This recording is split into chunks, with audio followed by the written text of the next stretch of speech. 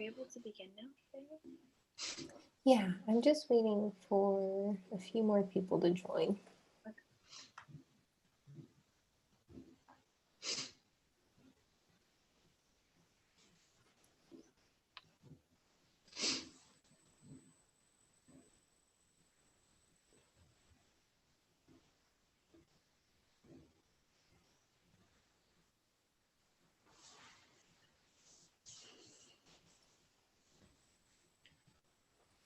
Okay, perfect.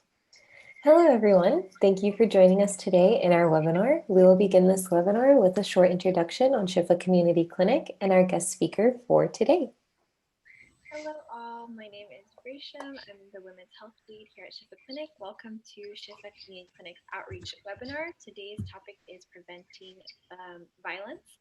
For those of you who do not know, Shifa Community Clinic is one of UCDC's 9 student-run clinics that provides health insurance to the underinsured population of Sacramento. Our clinic has a plethora of specialty clinics, including but not limited to dental clinic, women's health clinic, legal clinic.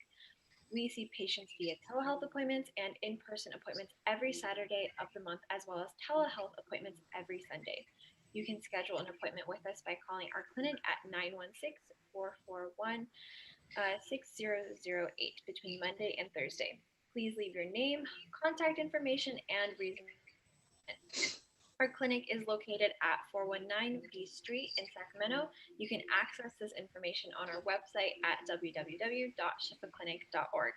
Now, our guest speaker joining us today is Vinder Lalian, licensed marriage and family therapist and counseling director at My Sister's House. All right. Well, thank you. Thank you, ladies, for hosting this today, and I feel so lucky and really honored to have been invited to be able to be here today and talk about such an important topic. And I like I said, I really appreciate that. So thank you so much. So yeah, just a little bit more about me. So yes, my name is Vinder. I am from My Sister's House, which is also a local nonprofit agency here in Sacramento. And we do offer also some really great resources, and I hope to be able to share some of those with you at the end.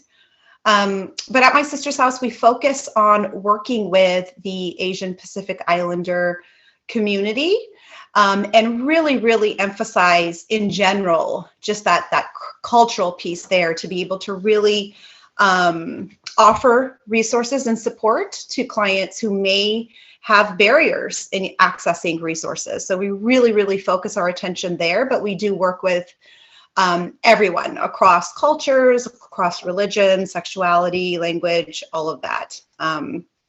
But in our work there, we work with victims and survivors of domestic violence, sexual assault, and human trafficking.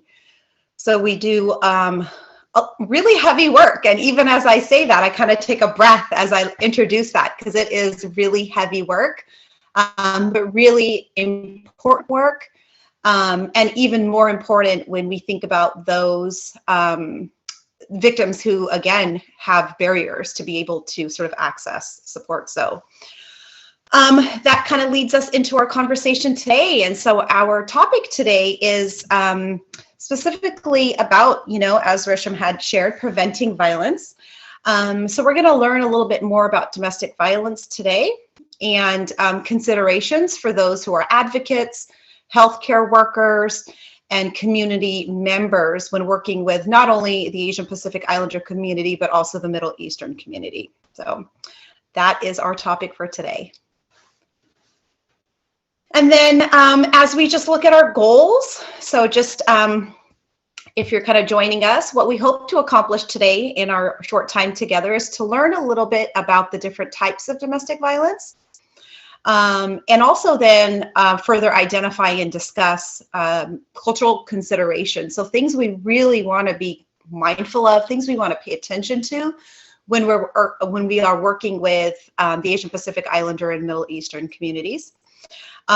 We also want to just go through some of those basic do's and don'ts, like just don't do this or do this if you come across somebody who you think may be a possible victim, because the way we approach that is going to be really, really important. So some basic do's and don'ts. And then we're also going to focus a little bit specifically into the healthcare setting. And we're going to just identify some basic red flags that we want to notice or pay attention to when a patient is coming in to the healthcare setting, so that we kind of have our eyes open and may be able to see that this may be a potential victim. And then last but always not least is the importance of self-care. So we're going to touch a little bit on that towards the end. So that's what we're going to do today. A couple things that I did want to kind of put out there before we dive in is that, you know, what we know about victims and abusers is that really they are across the board when it comes to culture, religion, sexuality, gender. I mean, they're among us, they're everywhere. And so victims and abusers can be really of any gender. Now, when we do our work and we really look at sort of our data and statistics and what we see in our agency, we mostly work with victims who are women or go by pronouns of she, her. And we usually see that those abusers are men. Now, again, I just put that out there because we know that's not always the case. We work a lot also with male victims. But for the purposes of this conversation, we're just going to sort of, if you hear me saying that, please hear that that we do acknowledge that victims and abusers look different. They look different, so across the board. So I will use also the term victim and survivor interchangeably. And I think that's important because, believe it or not, you know, some victims don't like the word victim. And some survivors don't really care for that word survivor. And so sometimes we use victim, sometimes we use survivor. But again, we want to just be mindful of the person in front of us and what they're comfortable with. But for the purposes of our conversation, I might use both. And then one of the biggest things to just be mindful of is this topic today is it's a heavy topic. It is a heavy topic. It's a difficult topic, but it's a really important topic. And as you sit through this conversation today or this webinar, you may notice that feelings may come up for you. You may be reminded of something, you know, that you've witnessed, or even maybe something in your own life, in your past. So you can be triggered by this topic. So, you know, just notice that in your body and give yourself permission to take a break. You know, maybe you need to just take a break or walk around or come back to it, or maybe you need to talk to a friend afterwards. We'll talk a little bit more about that afterwards, but just remembering that this is a heavy topic. So please do, you know, take care of yourself. Thank you. All right, so let's dive in. So let's first really just kind of talk about what is domestic violence. So we do hear that term a lot, domestic violence. So we just wanted to break it down a little bit. So one of the other terms out there is intimate partner violence, IPV. And really that is simply domestic violence that is happening within your sort of romantic, intimate relationship. So this would be like with your partner or your spouse, or an ex-partner. And so this is sort of in an intimate relationship. But what's really important is that domestic violence is really generally any aggressive aggression or violence within a domestic home, within a domestic environment. And so intimate partner violence is part of that. But often when we hear about domestic violence, we just think about the IPV. And this is really, really important because what we know about our Asian Pacific Islander communities and Middle Eastern communities, and there is a lot of families live really often in tight quarters, right? They live together, lots of multi-generational families. And often violence may be happening or aggression may be happening within the different dynamics within that household.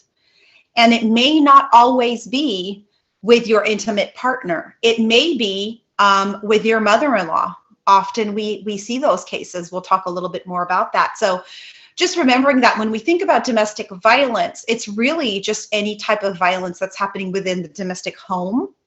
And that the DV that we're talking about between intimate partner violence is really just one sort of type of violence. So just wanted to make that note, because I think, again, especially when we work with these communities, we have to really open up our minds around what may be happening. And sometimes it's violence that's happening within dynamics that aren't within that marital unit. So just, some considerations there. So we can go to the next slide. Thank you. So these are just things I wanted to kind of ask you. I wanted to invite you to sort of think about these things as we're going through our presentation today. And I think this is sort of the way in which we really want to talk about domestic violence today, is we want to put on sort of that lens of really looking at it through this sort of Asian Pacific Islander, Middle Eastern cultural piece. And so some of the things that I would love for you to just sort of ponder as we go through this is, what do you think of when you think of domestic violence? Is there a word for domestic violence or words in your language, if other than English? So, think about what is sort of your native language or the language of your family, and to wonder, is there even a word or words for domestic violence? And then also just consider some assumptions or myths around domestic violence. So for example, is domestic violence only physical? Is domestic violence only if somebody punches you? But is domestic violence, verbal? And so again, kind of pondering that, not just culturally, but even within sort of your own family of origin growing up. Because even though we may share similar culture or religion, even within our families, there's differences. So just kind of, thinking through that as we go through this today. And just in general, is domestic violence normal? Is it sort of expected? Is it just kind of how it works? Is that just what relationships look like? And then, does your culture, religion consider one to be a victim of domestic violence if there is not physical abuse? And so I mentioned that earlier, but really something to sort of think about, not just in general in society, but specifically culturally. Is domestic violence really domestic violence if it's not physical? So just things to kind of think through as we're moving through our topic today. All right, so this next part here is I'm going to just spend a few minutes and sort of go through the different types of domestic violence. Again, I know as we go through this, it's heavy, and so just, take a breath and we'll kind of breathe through it and go through it. But I really wanted to name it. I think it's important in these webinars to really name it, as painful as it is to do it. So physical abuse, let's just start with physical abuse. And I put in red there that sort of from an abuser's perspective, sort of what is the goal, right? Why do we put our hands on women? Why do we do that? And the goal is really to instill fear and to maintain power and control, right? And what we know about domestic violence is it's about power and control. And so the physical abuse is about that, to instill fear and to maintain power and control. So what does that look like? That can look like hitting or kicking or slapping or spitting, pulling hair, strangulation, not allowing one to leave the room. That's really important. That's one that's often missed. But the reason why it's physical abuse is because it instills fear and because it's about power and control, right? And your physical being is being sort of managed and restrained, right? You can do that without even putting your hands on someone, right? If I'm scared and I want to leave the room and my abuser is standing in front of the door and does not let me leave, I am physically threatened. Right? I'm scared.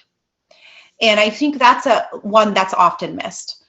And similarly, when we're using restraints. So often we hear things like, well, I didn't hit her, but I had to hold her down. I had to, put her on the sofa and I had to just hold her down for 5 minutes.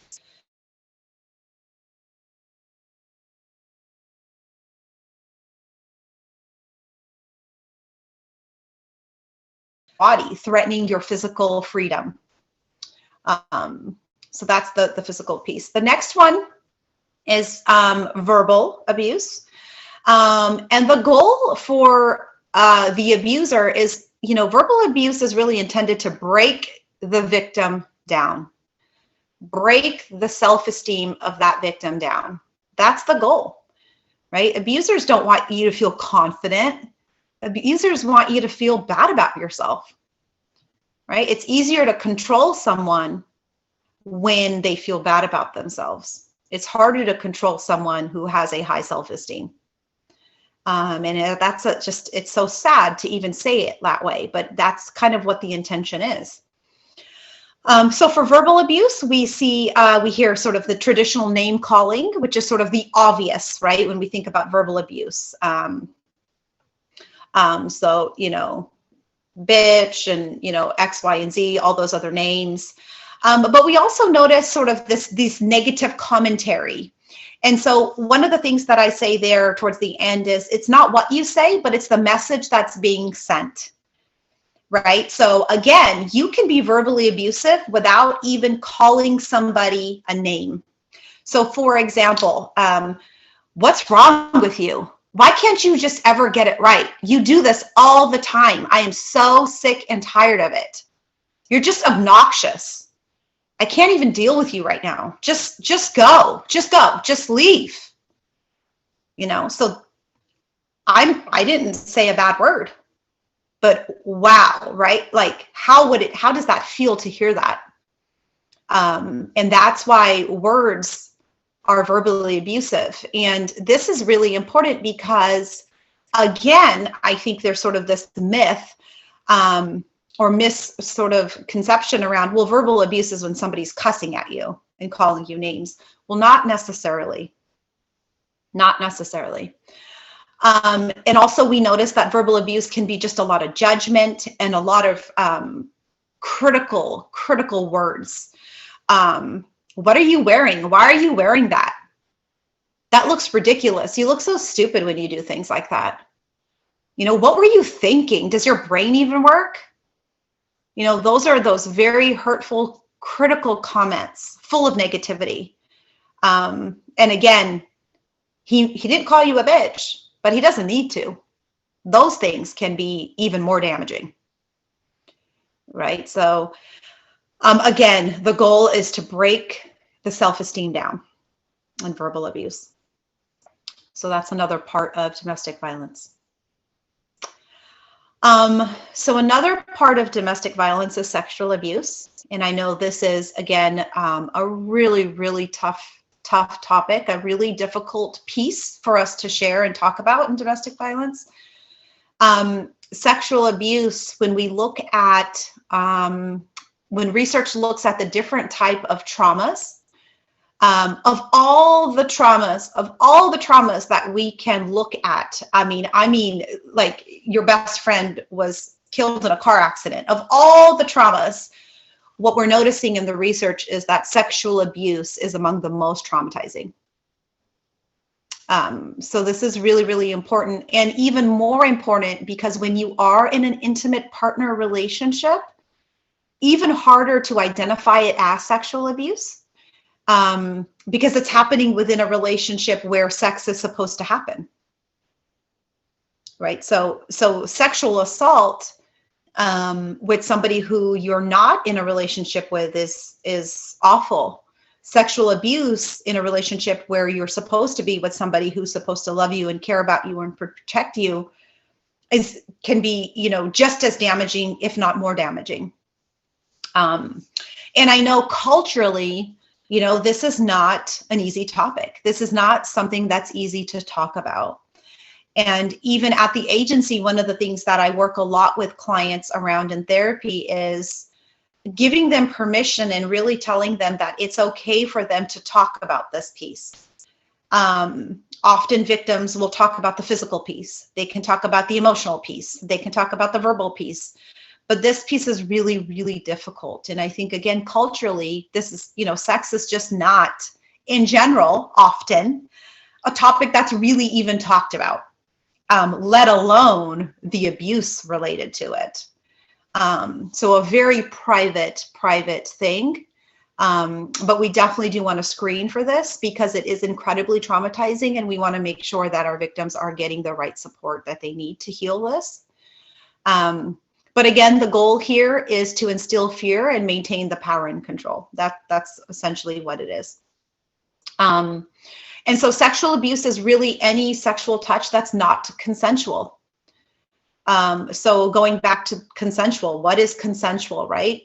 And again, consent is, you in a conscious state are saying, yes, I want to participate. Yes, I am willing to participate. Yes, I want to do this.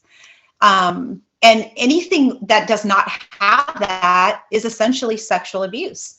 Again, this can be, sexual acts. It doesn't necessarily have to be intercourse, but rape, right? Rape is part of this. So if sexual abuse is sort of an umbrella term, under the umbrella term can be things like unwanted sexual touch or forced sexual engagement in like an act that you don't want to participate in, or sex trafficking. We hear on this list too, that even being trafficked or saying that you are going to do this because we need money, we got to pay our bills, so you're going to have to go do this with this person.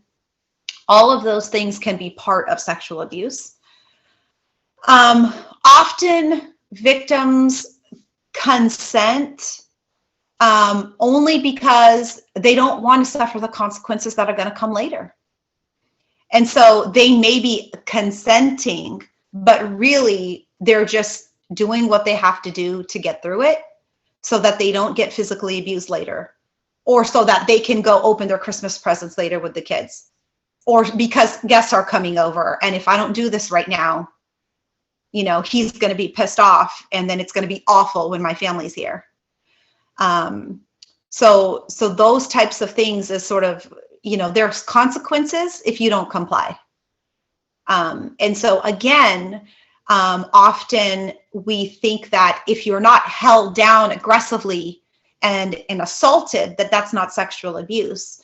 That is sexual abuse, but sexual abuse is also all of these other things where if you don't do this, there's going to be consequences.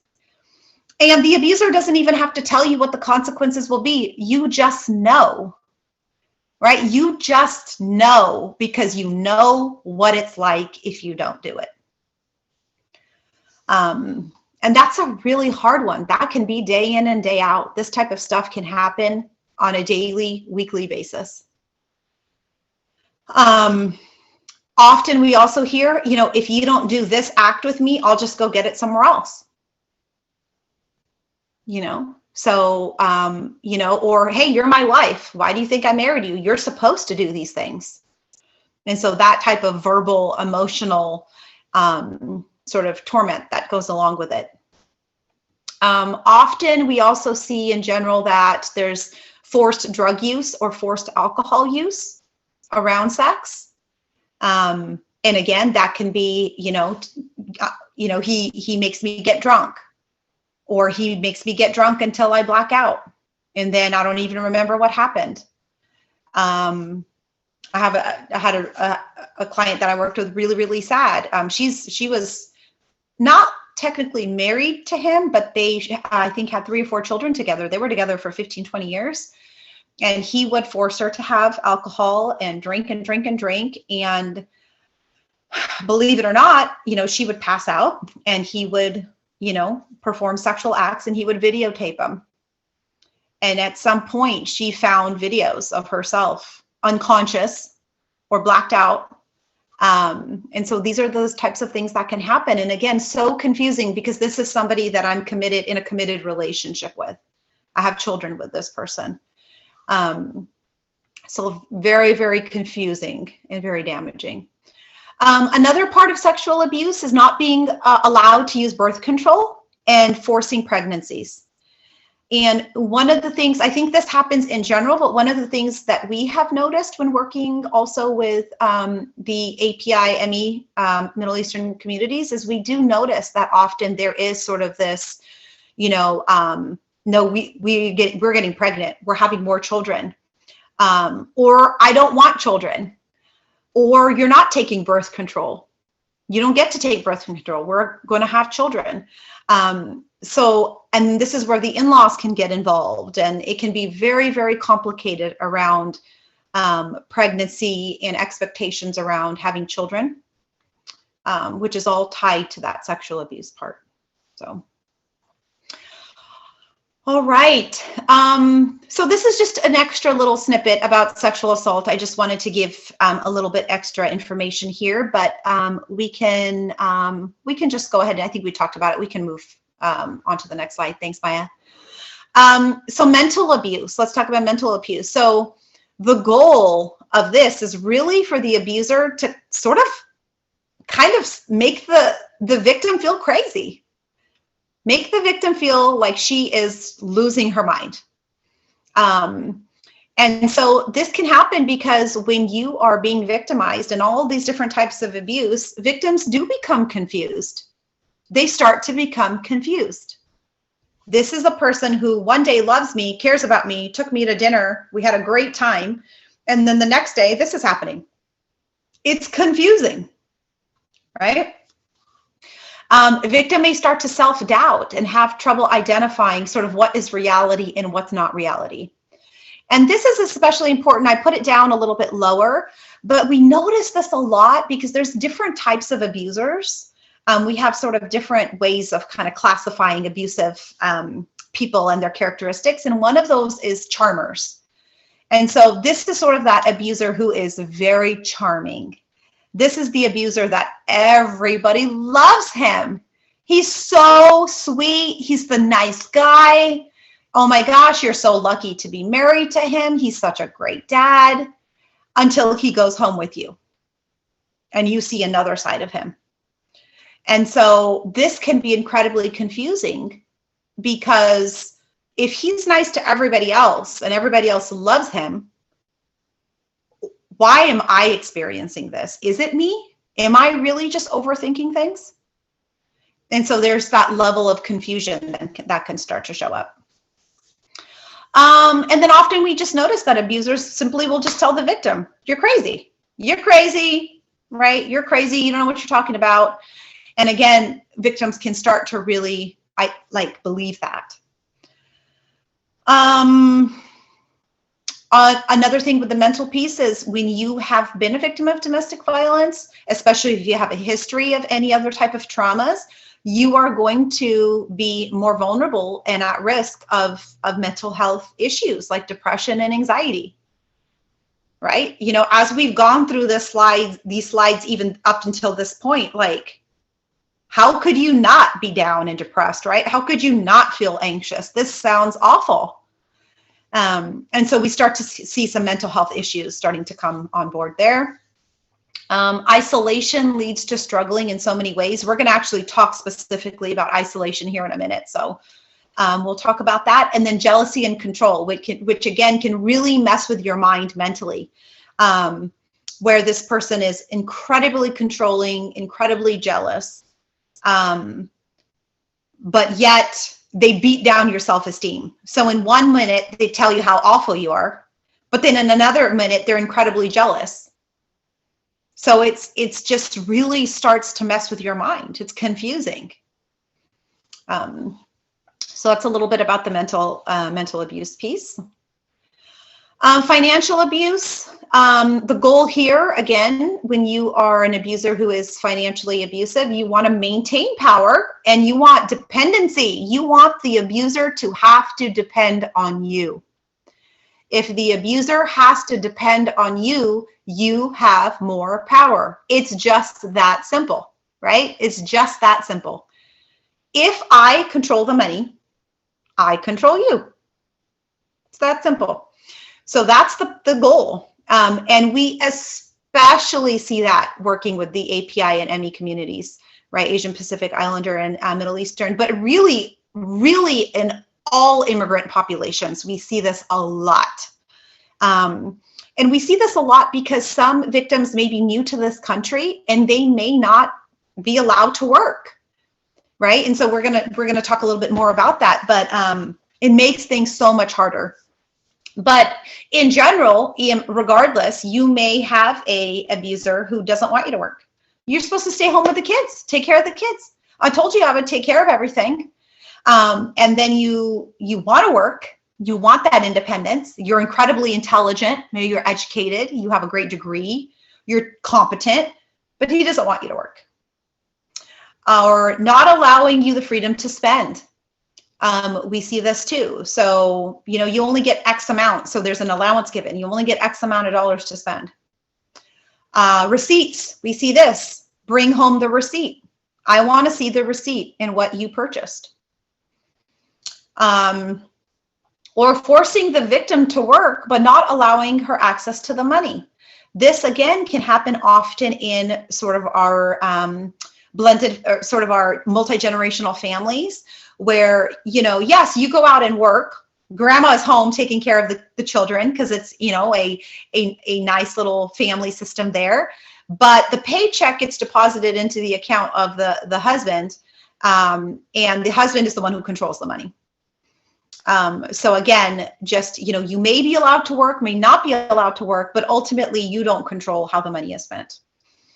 And you're not allowed to purchase things sometimes unless the abuser allows you to. You can't, some victims cannot even go to the store without the abuser. So there's a real level of power and dependency that's created there. And when you think about that, oh my gosh, like, I mean, clients have shared they can't even buy a pack of gum. They can't even buy a pack of gum because they have to show the receipt or just tell the abuser why they need that. And he's the one who decides if it's a yes or a no. So really, really, really difficult situations. All right, so that's just a little overview of the financial piece. And then here's the spiritual abuse piece. Again, this is a really, really big one because our spiritual being, right? Our culture, our religion, what we believe in, prayer, all the things that make us who we are and bring us joy and coping are taken away or monitored or modified. And so the goal here is to break down the spirit.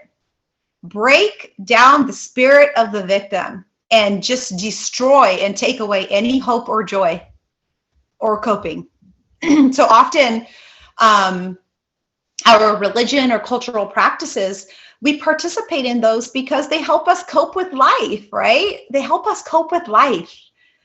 They bring us joy. It's a moment of peace. Everything in life can be crazy, but hey, if I can make time to pray 5 times a day, or if I can do my evening prayer, or if I can go to the mosque, or I can go to the Gurdwara, or I can do those things, it helps me.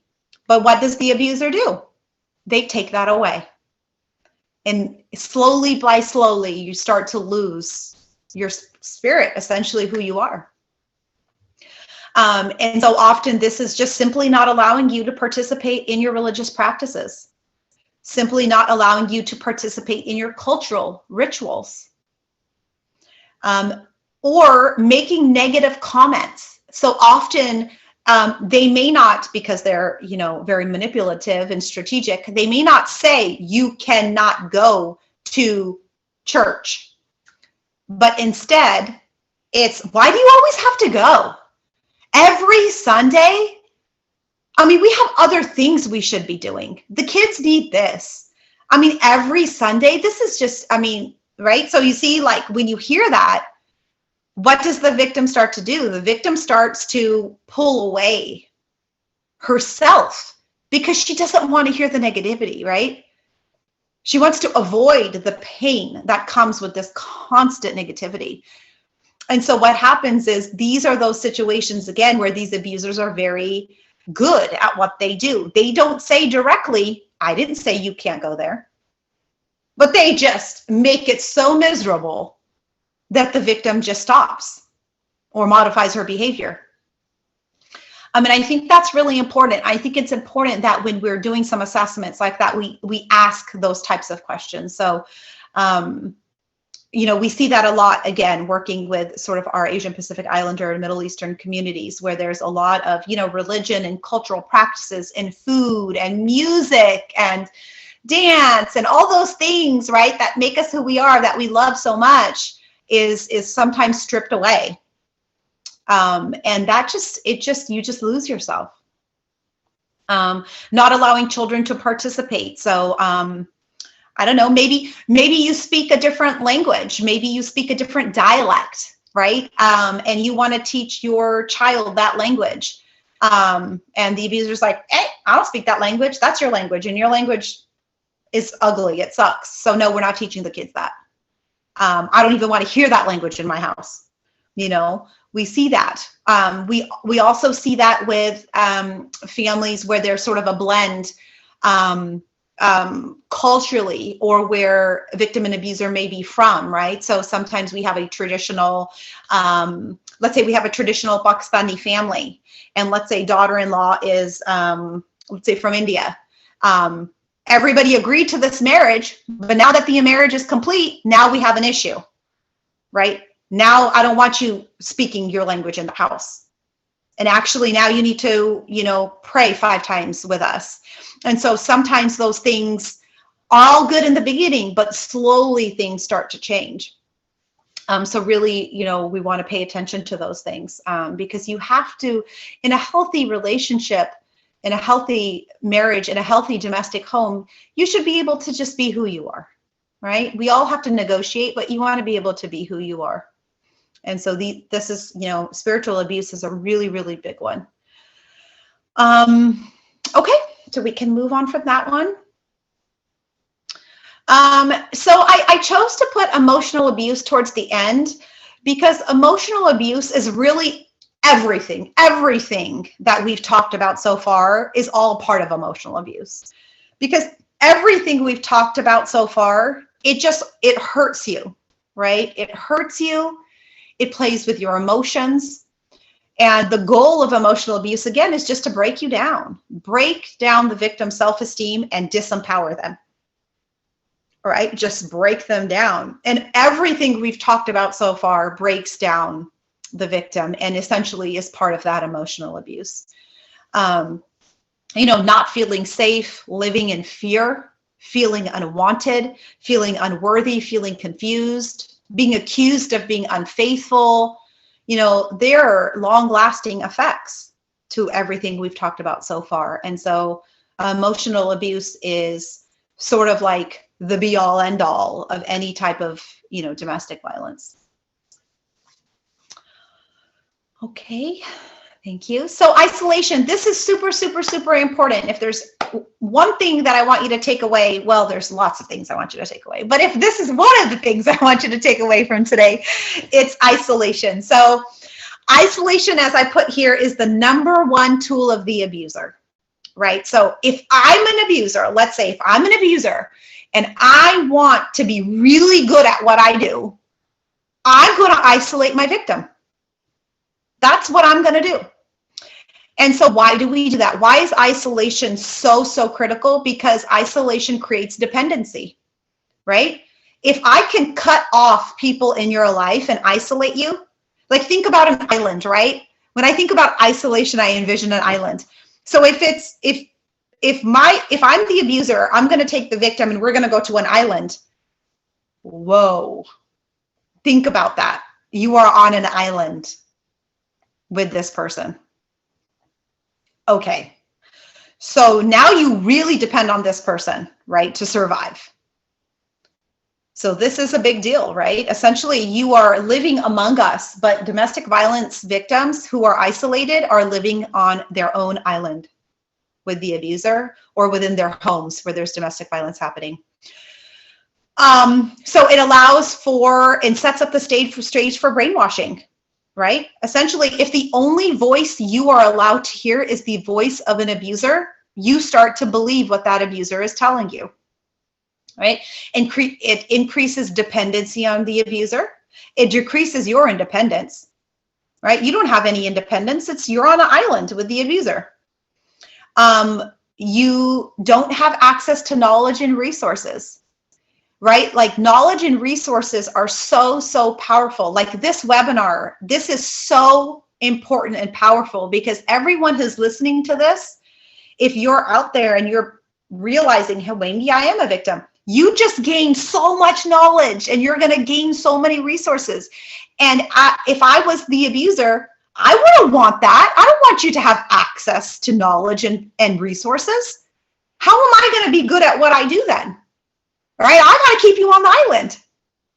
Right? And if you have like, binoculars and you're looking over there and you're seeing that there's some good stuff happening over there, I don't want you to have that. All right? So access to knowledge and resources is a huge one. They stop you from doing that. And they reduce your support. What do abusers do? They realize who these people are in your life that you really enjoy being around, who are supportive, and they slowly start getting rid of them. And you pull away from them. So examples, maybe he doesn't like your family, or he doesn't allow you to talk to your family anymore. Or every time you talk to your mom, he has to make a comment about your mom, right? Or especially, again, with immigrant populations, often, victims are coming here from another country. They don't have their family here, right? They're calling India, they're calling Pakistan, they're calling Afghanistan, they're calling Fiji, they're calling all these other places, Vietnam, they're calling all these other places to talk to their families. And guess what happens? That is taken away slowly. Taken away slowly. And so now, again, the people in your life who you love and who make you laugh and who care about you, that is slowly taken away. And not only that, what we know about culturally is that, we really don't want to make our families fearful, right? And worry about us. I hear that every single day. I cannot tell you, I probably hear that every single day when I work with the Asian Pacific Islander community or Middle Eastern victims, or really any immigrant population. I cannot tell my family what's going on. I do not want them to worry. I don't want them to worry. And so they're further isolated. And so that's a really, really big one. If you're noticing these signs, we have to find a way to reach out to these victims to slowly give them some resources and support. We got to get them off the island, right? We got to get them off the island. We've got to throw a newspaper once in a while or something. We got to somehow find a way to connect to them. So, all right. Next slide. Let's see. Thank you. Okay. So I just wanted to share a snippet about this one. This is a really, really important piece of domestic violence. I've been through a strangulation training, and here recently I just finished a advanced strangulation training. Life-changing information. This is life-changing information for us as advocates and healthcare workers, but also as if anyone's listening to this and they are a potential victim of domestic violence. This is one of the most important things you'll take away from this conversation. So strangulation is any external pressure to the neck by any means that blocks airflow or blood flow, okay? That can be hands, it can be a belt, right? This is the most lethal type of violence that exists. And often when we talk to victims, they will say the word choke, right? He choked me. Or, well, he only choked me for a minute. Oh, well, okay, he just had his hands around me, but he didn't choke me. But choke is actually when there is food stuck in your throat. That's not what strangulation is, right? Strangulation is when somebody's applying pressure to your neck externally. And so firstly, we want to start using the right language there, right? Especially as we're assessing and getting resources. What the research is showing is that men who strangle are killers. They are killers. Domestic violence abusers are, they're jerks, right? They're cowards. they are not good people, right? They have so many issues. But the distinction the research is starting to show is that men who strangle are killers. And stranglers become stalkers. And so these women who are trying to leave a man who has strangled them are at a very high risk for safety. And there's incredible links that they're starting to realize between men who are what they call cop killers, police shootings, mass shootings, things where we've just seen brutality. We're noticing that those men, when you look back into their history, have strangled women in the past. And so there is a huge link there. And so as we take better care of our assessments, this is really something that we want to screen for. And there's a lot of really great resources here. I linked it here for us who are advocates and healthcare workers, and for anybody who wants additional information to go ahead and click on that. It takes only 2 seconds if somebody applies pressure the right way to go into unconsciousness. And you can literally kill somebody in 4 seconds.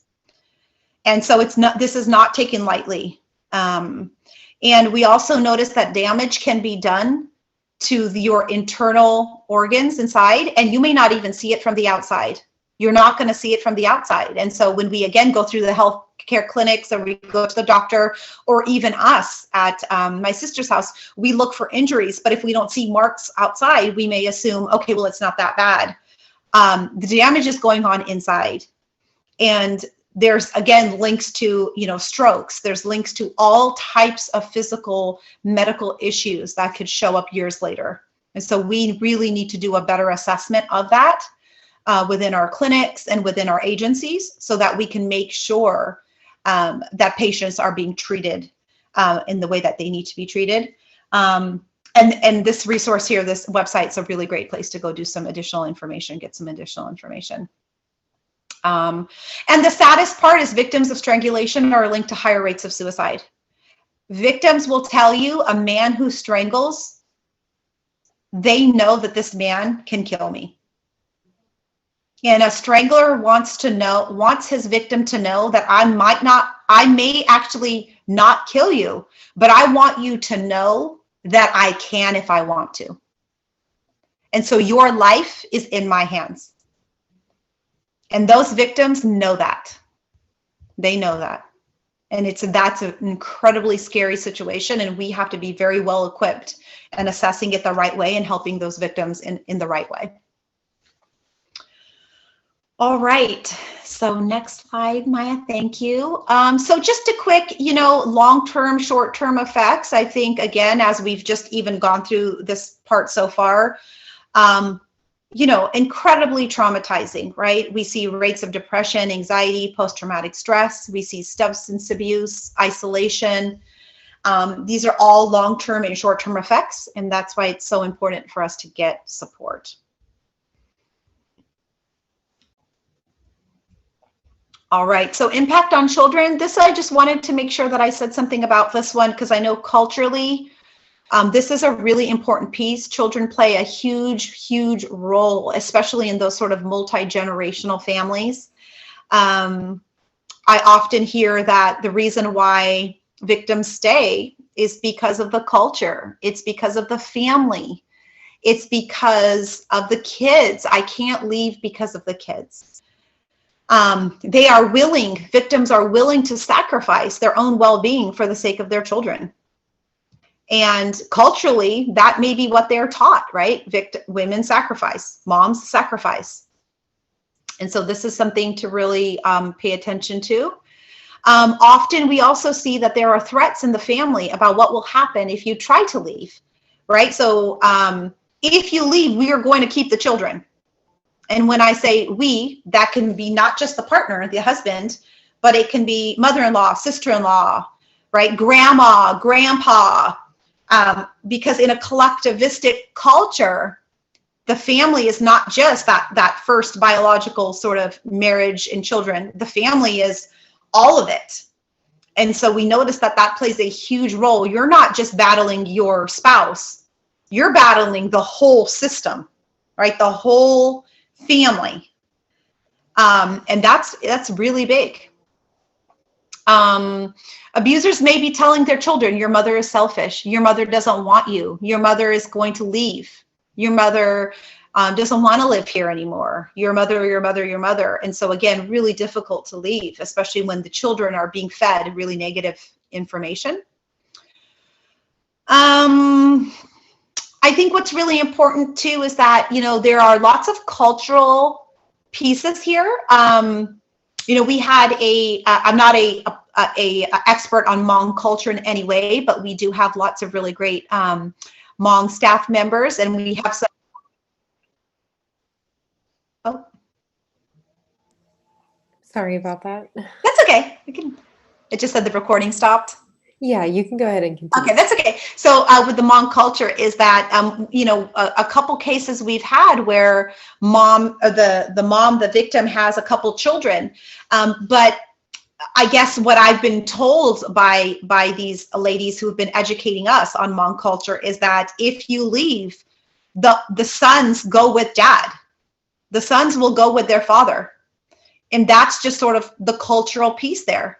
And so that's really, really difficult for moms. But what we've helped them do in sort of, you know, is educate them about the legal piece. That, you know, luckily we can think about it differently. But we do have to be very mindful and respect the fact that culturally there are a lot of ideas and ways in which children are sort of divided. And so, you know, victims have to think about that stuff, right? Very hard. All right. See, I know I'm keeping an eye on the clock. I know we gotta move through this. Let's see, immigration. So yes, immigration, really, really, again, important for our Asian Pacific Islander community and our Middle Eastern community, that often your immigration status, huge part of all of this, right? No work permit, really difficult to create independence, right? When you can't work in this country. Your partner may not be allowing the immigration process to proceed, right? May not start the immigration process.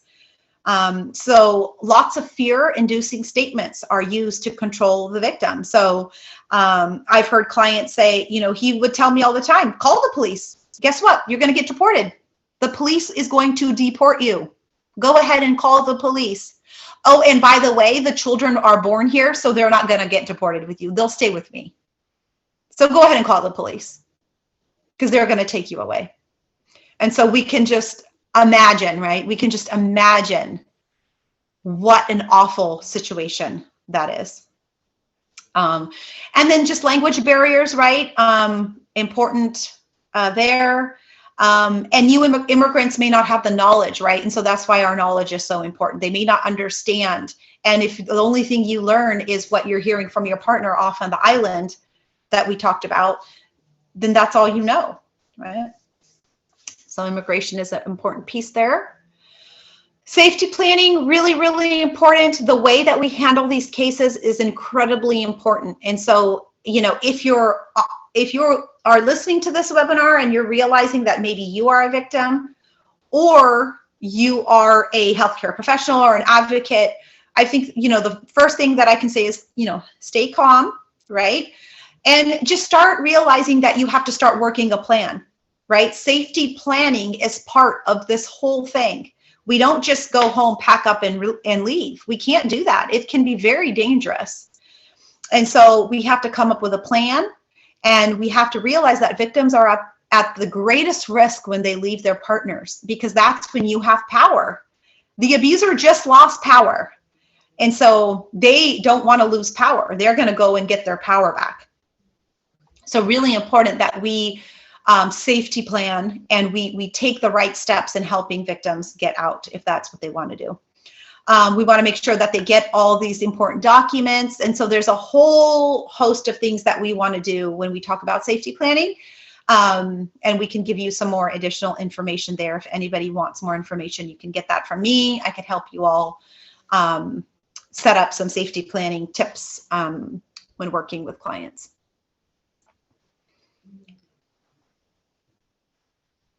Okay, so same thing, you know, I think just some things for the sake of time will kind of, jump over this, but really, the role of culture is really one of the key pieces here, right? So gender stereotypes, sort of that male-based culture, right? Victim blaming, shame, and that collectivistic culture are huge, huge, huge factors when we look at sort of this domestic violence situation and we really conceptualize each case. These are huge, huge things to think about and to incorporate into your next steps. All right. Okay, so do's and don'ts. So I always say that victim is the expert. Every victim is the expert in her own life. She understands her abuser. She knows her abuser. And so we have to remember that even though we think we're the experts, we're not. They are the experts. And so remember that the first thing that you can tell them is they don't have to do anything that they don't want to do. And that can be the biggest step that you take, is say, look, I'm just here to hear you and to help you. You don't have to do anything you don't want to do. And that, again, gives them the ability to manage this in a way that feels safe to them. Don't judge them. Do not pressure them. Prioritize the safety plan, right? And remind them about, just remind them that, children, what we know from research is that children do better off coming from a broken home than living in one. They will do better if mom and dad, for God's sakes, just split up sometimes. They can at least just take a breath. When they're at mom's, they could take a breath when they're at dad's, rather than living in that forever, right? For the eternity, it seems like, until they grow up. So reminding mom that she is doing the right thing. And let's see, do not assume, right, that do not make assumptions. I know one of the things is we're talking about the culture generally, but within every culture, right, there's going to be every victim situation is different. Every victim situation is different. So remember that have knowledge about, culture and religion and those types of things, but also remember that every victim is different and unique, and every situation is different and unique. Meet them where they are, right? So meet the victim where the victim is, and find ways to provide resources in subtle ways. Like this is a good one. Maybe have like a small business card, not like big pamphlets, maybe not big things that can be easily found, but maybe subtle things that you can kind of give them maybe discreetly, like if they're in the clinic or something like that. We're going to talk about that here in a second. Validate their feelings, right? Just listen.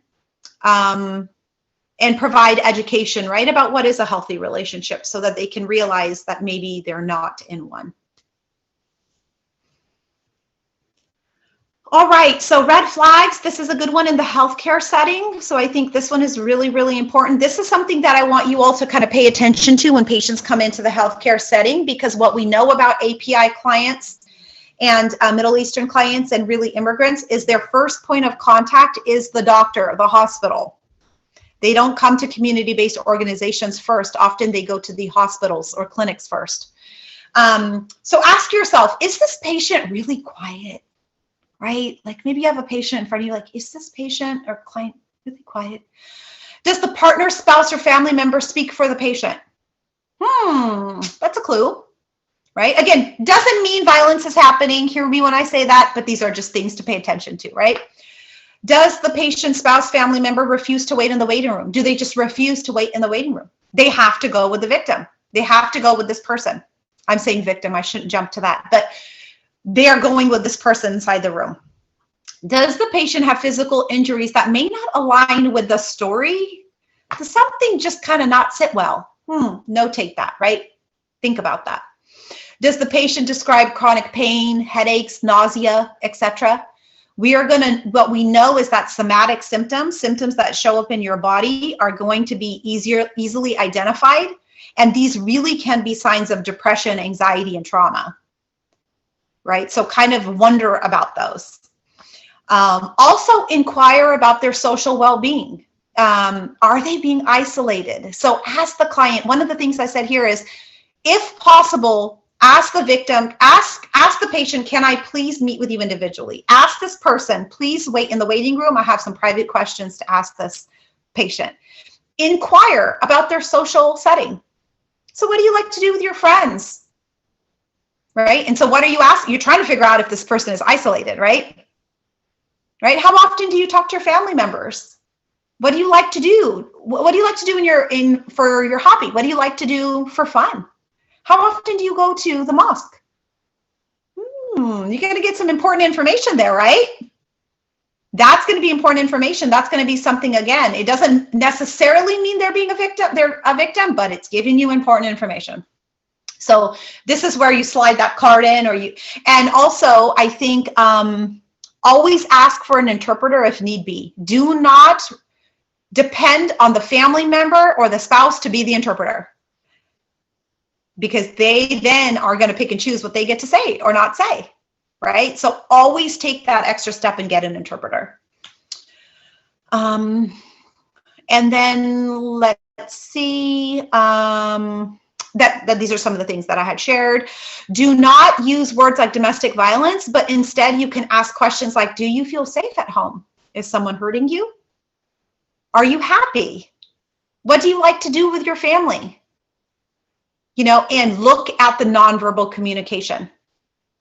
Read the nonverbal communication, right? So rather than saying domestic violence, yes, let's use some other types of questions that can sort of assess what the situation may look like. And then also, anytime medical decisions are being made, absolutely do not do those without an interpreter. I'll give you an example. We had a client who was forced into an abortion by her sister-in-law. Came to this country, pregnant. Husband did not want her to have the baby. She wanted the baby. Lived in a multi-generational home. Mother-in-law and sister-in-law were sort of the abusers. Husband was the abuser too, but mother-in-law and sister-in-law were also abusers. Sister-in-law took her to a doctor's appointment, spoke to the doctor and said that she wanted an abortion, got the pill. Client knows nothing. She doesn't speak English, right? Got the pill, told her to take this pill. It's a great vitamin, forced an abortion on her. So important to make sure that we include, put that person outside, get an interpreter, and no medical decisions are going to be made, right? Until we have this client really fully understanding what it is that she is consenting to. Heavy example, painful example, but these are the things that are happening, right? Okay. Okay, how are we, Diana, I know it's 2:02. I just have a couple more slides. Can we squeeze those out real quick? Yes, of course. Okay. So hope, right? As an advocate and a healthcare professional, our job, right, is to instill hope. The power of hope, right? Our mind and body go together. And if we lose hope, we are going to fall apart. We're going to fall apart mentally. We're going to fall apart physically. And so there's a lot of really great research on hope, and a really great book called Hope Rising that even I'm going through. But really just remembering that our job is to create hope. And when people lose hope, that's when they get into trouble. And so our job is to just keep instilling that hope. You got this, one day at a time. It's okay. One day at a time. I'm here for you. So just something to really notate. Resources, let's see, I think we've gone through this. Interpreters, do what we can do to just break down the mental health stigmas. Describe therapy and counseling for what it is. So rather than saying therapy and counseling, maybe more so like, just try a session, talk to this person, right? Talk to this person. What you talk about is confidential. Her job, I always say, my job is to support you. My job is to listen to you and give you some really great ideas or tools or tips. Let's just try one session. See how it goes. And if you don't like it, that's okay. We don't have to have another one. And so rather than saying, I think you should start therapy, I think there's still a lot of stigma there. And culturally, maybe some misinformation also about what that is. Okay, we can move on. And just the importance of practicing self-care. I think this is so, so important for all of us, whether we are healthcare professionals, whether we're advocates, whether we're therapists, whether we are a victim, whatever it might be, just remembering that we have to take care of ourselves. I always say that we have one body and it's up to us to make it last. And no one's going to do it for you. You can't go down to the Amazon. You can't order a new one when you get tired of this one, right? You just can't do it. So it's up to us to take care of ourselves. And I think as advocates and professionals in the field, very important for us to take care of ourselves. I do a whole nother thing on vicarious trauma that I train folks on. And that's something, if you ever want me to do that, I could do that also. But, you know, working with people who are traumatized can make us traumatized. And so really important to work on that. But also for us as people, we all, just a reminder to take care of yourself. Yep, so just some fun tips there, you know, the importance of laughter and journaling and spending time. But again, I know it's really difficult, right, if you're being victimized. And so another reason to just find strategic ways to see if you can do some of this on your own. I think, yeah, here's some resources. So yes, Shifa has really great resources. We have really great resources. You can visit our website. We have a 24/7 multilingual crisis line. I do a domestic violence education course via Zoom every Friday from 11 to 1. If you need that link, let me know. We do a Me Too sexual assault survivors group, which is tonight at 6 p.m. actually. And then I have some other resources there for you if anybody needs them. But, okay, well, 6 minutes over. Ah! But thank you so much. I know towards the end we kind of jammed through that. I could take hours talking about all of this. So again, you know, thank you. This is my email address. You can definitely reach out to me via email, but I know we probably have a little bit of time for a question and answer, I think. Okay. All right. So thank you so much, Vinder, for this very, very informative presentation and for really taking time out of your day to really spread awareness on these topics that can sometimes be really hard and controversial to talk about. So we will be taking comments and questions right now. So the first question that we actually have, actually a couple. So my question kind of comes from the lens of a law student, but I'm sure it could apply in the general aspect as well. But in situations where we are aware of DV, how do we as lawyers, medical professionals, members of the community balance the victim's privacy with the offender's accountability? So balance the, sorry, could you say the last part again? Sorry. Yes, no problem. So in situations where we are violence, how do we as lawyers, medical professionals balance the victim's privacy with the offender's accountability? Yeah, I mean, I think balancing, right, that confidentiality is a key piece. Like even as a therapist, right, I'm kind of bound by confidentiality there. Yeah, I mean, I think as lawyers, yeah, you have a really tough job. I think one of the things that you can do is we actually offer a really great training that can help with that type of stuff and being able to balance sort of, because, you know, again, I'm not an attorney, so I don't want to misspeak on this question. We have a staff attorney who could probably be better suited for that question, to be honest. But yeah, I think, you know, at the end of the day, whatever our client is telling us, we have to see, like, you know, do we have enough evidence? That's kind of what we do in our legal department, right? Do we have enough evidence here to move forward? And often, oh God, it's sad because there's a huge disconnect between sort of what we know is domestic violence and what is really domestic violence within the law, right? And what you really can move forward with.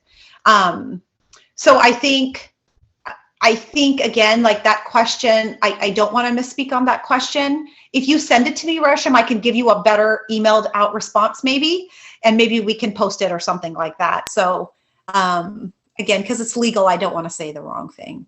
Yeah, no worries. I can definitely do that for you. So we can just move on to the next question then. So the next question says, in Middle Eastern families, how do domestic violence victims overcome taboos surrounding divorce? Ooh-wee, big question, right? Big question, absolutely. I think one of the things that we've been really successful at helping clients with is really inviting them into sort of these group environments. Normally they would be sort of in person, but right now it's via Zoom. But I think sometimes when you have taboos in your culture, you think you're the only one, right? You think you're sort of the only one. And I cannot tell you, we strategically, sometimes even in our shelters, we strategically try to place those who share like religion or they share culture in the same bedroom together as roommates. Because there is so much power in realizing, oh my God, you're pretty much telling me my story. Oh my gosh, it's really hard and you get it. You get it. And so I think that's why that support system is so important, that connect with groups coming from these types of agencies who know about domestic violence, where you are not the only one within your group. There is so much movement, I think, happening. We actually are opening a Muslim shelter here soon at our agency. And so trust that the community is moving towards really embracing change and breaking down some of that stigma. But I think that's where you ultimately have to balance. I think, culturally, I get it too, where you have to balance, like, am I willing to sacrifice everything, my whole being for X? Or am I realizing that what I am wanting, needing, and doing is okay, right? Is okay. Would God want me to live this life? Is this really what God wants for me? And sometimes it does take time. It takes time to do that work, to maybe work with a therapist, to have some group support, to really come to terms with the fact that it doesn't have to be all or nothing. It does not have to be all or nothing. Yeah, I definitely agree. I think that group support would be really, really helpful. So the next question is, well, we kind of went into this, but it says, what resources are available for women who have been strangled, and to what extent does the strangulation have to get to before these resources become available? Who does the person have to go through? The police, etc.? Yeah. So that website that I had put on here has a lot of really great information. So the strangulation, I think, is really, really important. Go to your doctor, right? Go to your doctor or go to this clinic, right, Shifa? Get connected with somebody who can get you into see a doctor. Often what we're noticing is that doctors may not initially want to have to pay, right, for these tests. There is Family Justice Center here in Sacramento. It's called Family Justice Center, who is the one, kind of the leader in this strangulation right now. They're the ones who partnered and put on this training. If you go to Family Justice Center and you tell them that you have been strangled, they will literally give you this card, and I'm working on building one for our agency, that you can take to the doctor. And this card will tell the doctor why strangulation has happened and why it's so important that you absolutely right now need to get medical testing done. And so Family Justice Center is a great resource with that right now in Sacramento. And also when you go to the shelters, or if you call any type of agency like ours, if you mention that, like, really, really important for us to help do a better threat assessment. And when you are trying to get out of a situation, shelters prioritize lethality, right? When we are trying to figure out who to put into our shelters, we are going to prioritize lethality. And if you say that you have been a victim of strangulation, you are going to be at the top of that list to get into a shelter. So please don't be shy about that information. Please use that as power and knowledge to be able to push forward on saying, hey, I've been a victim of strangulation. This person has said they will kill me. Because that, when we hear that, boom, like you're already, like you have an email to shelter staff. And then thank you so much for answering that, by the way. And then the next question that we had is, why might victims of domestic violence return back to their abusers? Oh, so good. Such a great question. Victims of domestic violence return back to their abusers for multiple reasons, but one of the main reasons is because there's a cycle of abuse. And the cycle of abuse is that there's tension that builds, there's an abusive incident, right? And then the victim, let's say, leaves, right? And when the victim leaves, this is when the victim has power, and the abuser wants the victim back. So this is when the victim starts to hear from the abuser, I'm so sorry, I'm never going to do it again, right? My mother-in-law is going to move out, we can get our own place together. They start being the nice guy. They say everything that you want to say. And what happens to victims is they start feeling hopeful. They start thinking about their kids again. And it just is so tempting. It's so tempting. And they end up going back. And what we notice is that victims on average leave 7 times and go back 7 times before they leave for good. And so realizing that at the end of the day, it's not about what he says. Who cares what he says? I always say, he can say whatever he wants, but we fall into that. And it's not about, him saying, I'm sorry, I'm sorry, I'm sorry. What is he actually doing to show that he is learning from this? Is he doing anything? Is he in counseling? Even that, they do it for a little while. And then once they have you back, they have the power again. Right? So you're not alone. Do some research on the domestic violence cycle, the cycle of abuse, and it could give you some more information about that. Okay, so the next question is, do you personally believe that the mandatory arrest policy when police officers respond to a DV call is enough to help deter this behavior, or is there a need for more support groups to help respond? Yeah, I think that's a great question. I think we definitely need just more support. We're trying to really work with police, especially like with the Sacramento police and just police in general, to help also give them resources and say, look, when you show up, dragging him to jail isn't enough, because she's going to be the first one who says, I don't want to press charges. Right? Because he's already called her from jail talking about, come on, baby, let me out. So right? There's the cycle within that. So I think as soon as they show up, they also need to quickly get that victim connected with resources ASAP. So they can jump into groups, they can jump into counseling, they can jump into something so that they can stay connected to support. Because simply taking, the abuser to jail isn't enough, because she'll be the first one to get him out.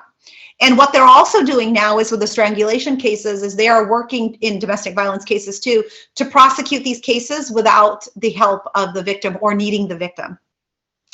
That's a shift that's starting to happen, which is really good, especially with strangulation cases. Those cases, they need to be convicted whether the victim is going to be there in court or not.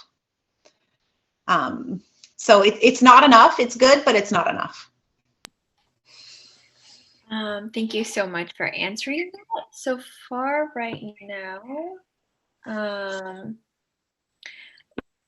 other questions? Let me just wait a little bit. Okay. I think that was the last question. I think what we can do now is just move on and present our infographics that we made at Shifa Clinic, and I will hand that over to Maya, who will go into more detail about that. Awesome. Hi, everyone. So in Health Ed, and today we created infographics about the 5 types of domestic abuse and also on domestic violence resources, as you can see here. And then if you wanted to find these resources, you can go to our website, which is shifaclinic.org. And then on the website, you can navigate to the webinars page.